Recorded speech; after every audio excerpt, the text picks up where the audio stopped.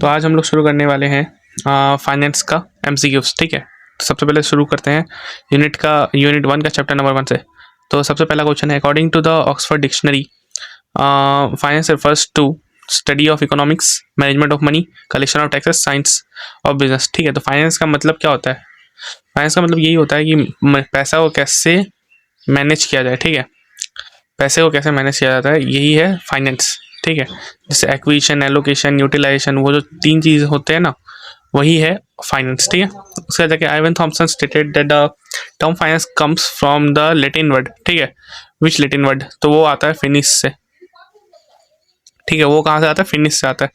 उसके बाद जाके according to Webster's dictionary, finance involves public funds, only corporate funds, managing money, credit and financial resources, only bank transactions.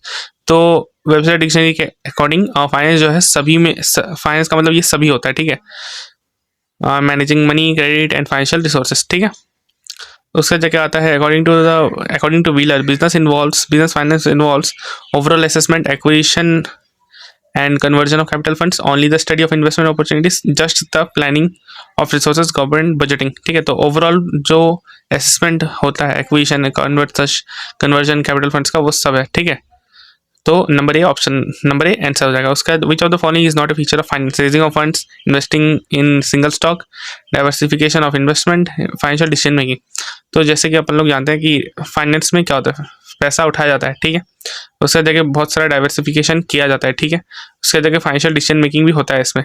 तो ये जो point है, ये बी और सी पॉइंट बिल्कुल ही कॉन्ट्रास्ट में है। यहाँ पे बोल रहा है डाइवर्सिफिकेशन, यहाँ बोल रहा है सिंगल स्टॉक। ठीक है, तो सिंगल स्टॉक में कभी भी इन्वेस्ट नहीं किया जाता है।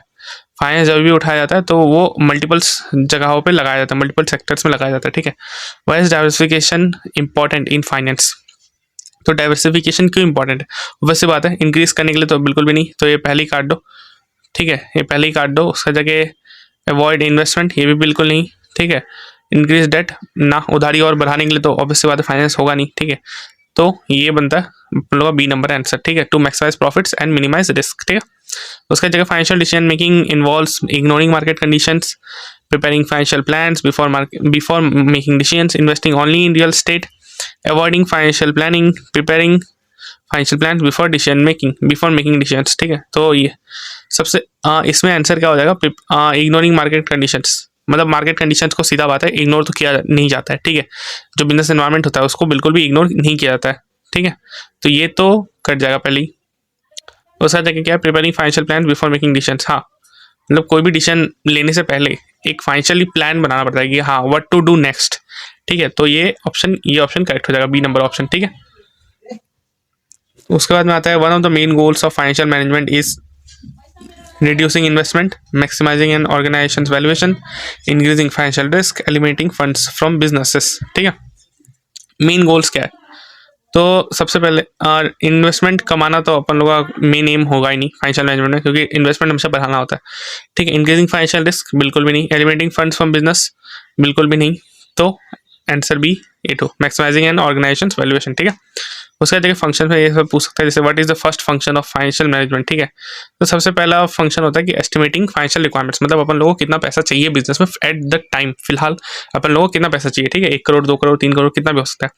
उसका जगह deciding the capital structure involves only short term debts, long term and short term debt equity analysis, avoiding financial research, investing all capital in a single source.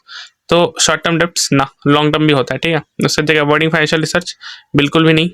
ठीक है, बिल्कुल भी नहीं।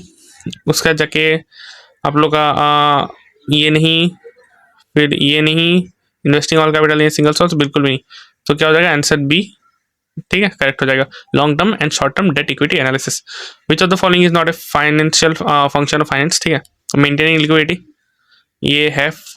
ठीक है, उसका जगह इम्प्लीमेंटिंग फाइनेंशियल कंट्रोल्स ये भी है एक फंक्शन। उसका जगह कंडक्टिंग मेडिकल रिसर्च से कुछ लेना देना नहीं है। ठीक है, अगर मार्केट रिसर्च वगैरह होता तो शायद ये फीचर जो है, ये जो फंक्शन है कंडक्टिंग, अगर मार्केट रिसर्च होता तो ये फंक्शन बन जाता फाइनेंस का। लेकिन मेडिकल रिसर्च, भाई मेडिकल से क्या ही लेना देना है तुमको। ठीक है, तो ये अपन लोग का आंसर बन जाएगा कंडक्टिंग मेडिकल रिसर्च। ठीक है, उसका आता है the financial managers role in controlling funds includes ratio analysis and cost control, guess work without analysis, investing without planning, including financial forecasting. तो सबसे पहले जो बात है ना कि मतलब कोई भी अगर पॉजिटिव चीज़ पूछ रहा है तो उसमें नेगेटिव चीज़ों को काट देना है। जैसे विदाउट एनालिसिस ये सब कुछ है नहीं, इन्वेस्टिंग विदाउट प्लानिंग, बिना प्लान किए तो इन्वेस्ट करेंगे नहीं, फाइनेंशियल फोरकास्टिंग को इग्नोर कर नहीं सकते।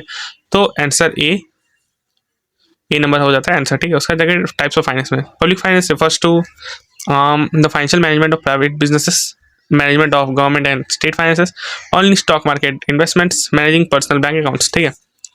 तो the management of government and state finances, public finance का मतलब होता है management of government and state finances, ठीक है। उसका जाके कॉर्पोरेट फाइनेंस कहाँ पे फोकस करता है, raising and managing funds for corporations, only private financial planning, managing house hold expenses, eliminating financial decision making, ठीक है। तो कॉर्पोरेट फाइनेंस किस में फोकस करता है, raising and managing funds for corporations, corporates, ठीक है। तो प्राइवेट हाउस होल्ड के लिए कुछ भी नहीं है, मतलब ये प्राइवेट फाइनेंशियल प्लानिंग के लिए कुछ भी नहीं है, उसके लिए प्राइवेट फाइनेंस है। उसका जाके एलिमेंटिंग फाइनेंशियल डिसीजन मेकिंग, ये सब भी कुछ नहीं है, ठीक है। उसका जाके personal finance is a part of which type of finance, ठीक है। पर्सनल फाइनेंस जो होता है वो किस टाइप का फाइनेंस होता है, वो प्राइवेट फाइनेंस होता है, क्योंकि वो सिर्फ मेरे लिए हो रहा है। पब्लिक फाइनेंस मतलब पूरा, ठीक है। कॉर्पोरेट फाइनेंस मतलब कॉर्पोरेशन के लिए, ठीक है। उसका जाके indirect finance involves borrowing directly from lenders, using financial intermediates like banks, raising funds from stock market, avoiding financial institutions. तो इनडायरेक्ट फाइनेंस क्या होता है, बीच में इंटरमीडिएट होता है, ठीक है। यहाँ पे मान के चलो कि कोई एक आदमी है, उसको पैसा उठाना है, ठीक है, उसको पैसा उठाना है, वो क्या करेगा, सीधा दूसरा आदमी से वो पैसा मांग लेगा, ठीक है। सीधा क्या करेगा, वो दूसरा आदमी से पैसा मांग लेगा। लेकिन इसको क्या बोलते हैं, डायरेक्ट फाइनेंस, ठीक है। इसको क्या बोलते हैं, डायरेक्ट फाइनेंस। लेकिन यही मान के चलो कि अगर बीच में कोई बैंक आ गया, ठीक है, बीच में अगर कोई बैंक आ गया तो इसको क्या बोल देंगे, इनडायरेक्ट फाइनेंस, ठीक है, इनडायरेक्ट फाइनेंस बोल देंगे, ठीक है। तो अभी जो है, ठीक है, सोर्सेज ऑफ फाइनेंस। तो फाइनेंस का सोर्स क्या है, what is a long term source of finance. तो ट्रेड क्रेडिट जो होता है वो शॉर्ट टर्म के लिए दिया जाता है, ठीक है। ट्रेड क्रेडिट क्या के लिए, शॉर्ट टर्म के लिए दिया जाता है, ठीक है। तो ये तो हो नहीं सकता बिल्कुल भी, इसको पहले काट दो। डिबेंचर्स लॉन्ग टर्म के लिए, यही आंसर, ठीक है। डिबेंचर्स होता है शॉर्ट टर्म लोन्स, नाम से ही पता चलता है शॉर्ट टर्म, छोटे टाइम के लिए। ओवरड्राफ्ट भी नॉर्मली 1 साल के अंदर अंदर खत्म हो जाता है। Debenture holder is considered to be a creditor, ठीक है।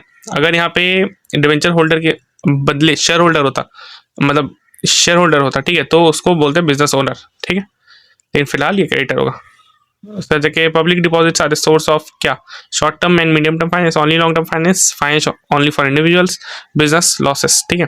तो इसका आंसर होगा शॉर्ट टर्म और मीडियम टर्म फाइनेंस होता है पब्लिक डिपॉजिट्स, ठीक है। Ploughing back of profits refers to distributing all profits as dividend ना।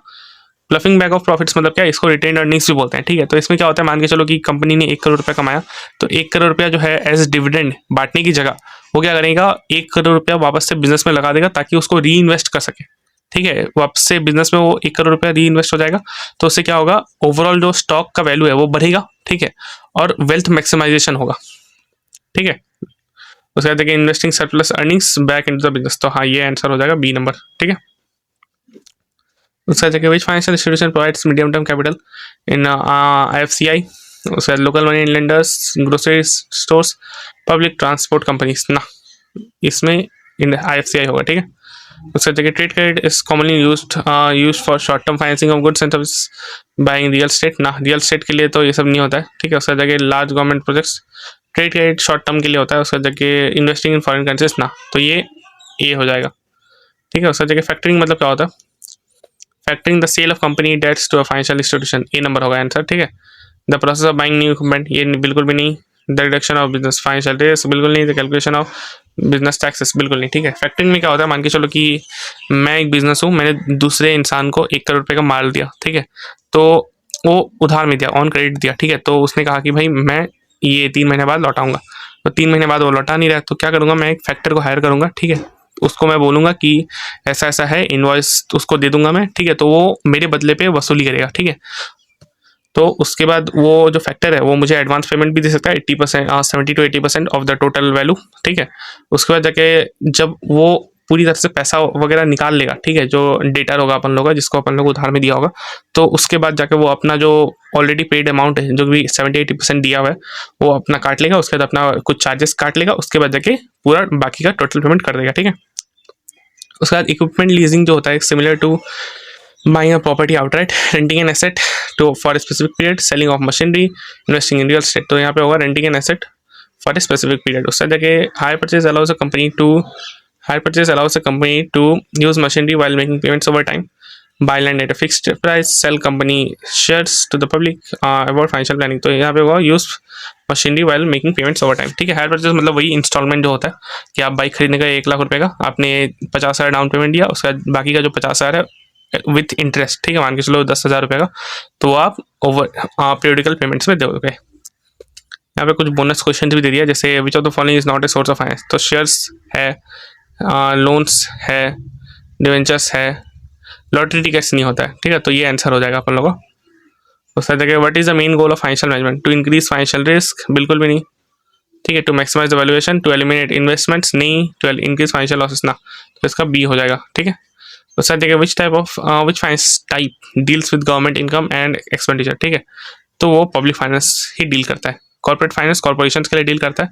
प्राइवेट फाइनेंस प्राइवेट इंडिविजुअल्स या फिर प्राइवेट कंपनीज के लिए बोल सकते हैं, पर्सनल इंडिविजुअल्स के लिए होता है, ठीक है। तो आशा है आप लोगों को पसंद आया होगा, ठीक है। इसी के साथ अपन लोग ख़त्म करते हैं, बाकी आगे और भी चैप्टर्स आएंगे, चैप्टर्स के वीडियो आने वाले हैं, ठीक है, तो आशा आप लोग देखेंगे और आप लोगों को रियली हेल्पफुल होगा, ठीक है।